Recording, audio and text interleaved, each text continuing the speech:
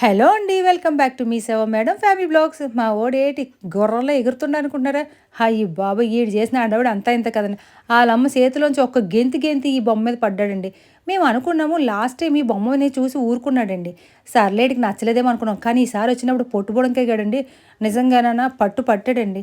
ఈడు ఎంత ఎనర్జీగా ఎదగడానికి ఆళ్ళమ్మ నిజంగా పెట్టి తిండే కారణం అండి. ఆళ్ళమ్మ తోటకూర, తర్వాతేమో క్యారెట్లు, తర్వాత బీట్రూట్లు, ఇంకానేమో చిలకడ దుంపలు, ఇంకా ఆడికండి పెరుగు, ఇంకా చెప్పక్కర్ల నీసు తప్ప అన్నీ పెడతదండో. చెప్పడం మర్చిపోయానండి. ఈడు కార్తీక మాసం కూడా చేత్తన్నాడండి. అంటే ఈ నెలంతా నీసు తినడమాట అని ఆళ్ళ అమ్మ అనుకుంటుంది. కానీ ఆళ్ళ డ్యాడీ పక్కన ఏమైనా తెత్తే మేసేత్తన్నాడని ఆళ్ళ డ్యాడీకి తెలుసు గానీ, ఆళ్ళ అమ్మకి తెలీదమాట. ఆళ్ళ అమ్మకి మాత్రం ఈ నీసు తినటం లేదు ఈ నెలంతా కార్తీక మాసం అని అనుకుంటుంది. అంతే పాపం పిచ్చి తల్లి. తల్లి కొడుకుని ఎంత బాగా నమ్ముతదంటే ఇలా నమ్ముతదనమాట. ఈడు మాత్రం నా కూతురుని మాత్రం తెప్పులు పెట్టి 3 చెరువులు నీరు తాగించాడండి. ఈ పొట్టోడు గట్టోడనండి బాబోయ్! ఆ బొమ్మ కోసం నిజంగానండి పావు గంట సేపు చూడండి ఆడ ఎనర్జీ ఎలా ఎగురుతున్నా ఏ మాటకి ఆ మాట చెప్పుకోవాలి కానండి. ఆళ్ళమ్మ పెట్టిన ప్రోటీను, విటమిన్, కాల్షియం అన్నీ కూడా బాగా పనిచేస్తున్నాయండి.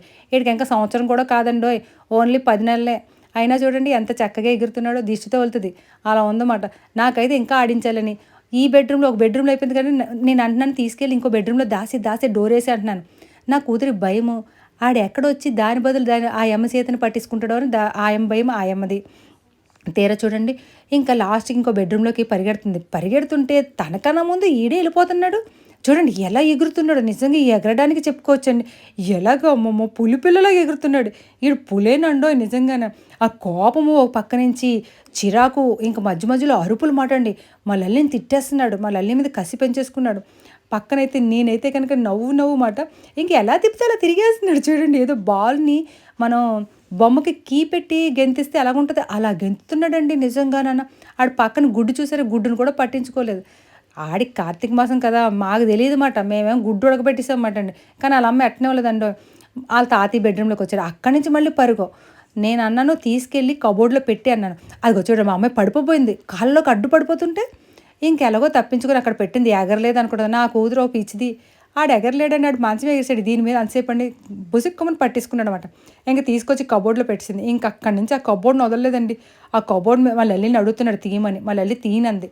తీయననేసరికి ఆళ్ళ అమ్మని పిలుచుకొచ్చాడు. ఆళ్ళ అమ్మ కూడా వెనకాల నుండి చూస్తుందండోయ్. ఇంకా ఇంక చూడడమే కదా! ఆళ్ళమ్మ బాధ ఒకటి నా కొడుకు అలిసిపోతున్నాడు. అలసిపోని ఒక్క రోజుకని నేను అన్నాననమాట. అలసిపోని అమ్మా ఒక్క రోజుకేనంటే ఆళ్ళమ్మ నవ్వు. అది చూడండి ఆ కబోర్డ్ మీద ఉందని ఎలా చూస్తుందో. ఇంక చివరికి అక్కడే తెస్టేసాడండో ఈడు. ఈ లియోగాడండి అబ్బబ్బబ్బ! మా సెడ్డ ముదురండి బాబు. ఈడు పొట్టోడు చాలా గట్టోడండి బాబు. చూడండి అక్కడ కూర్చుండిపోయాడు. ఎత్తావా సత్తావా అని. చివరికి ఆళ్ళమ్మ ఆ అమాయకుల చూపులు తట్టుకోలేక ఆడికిచ్చేసి ఆడు పక్కన తీసి ఫోటో తీసింది.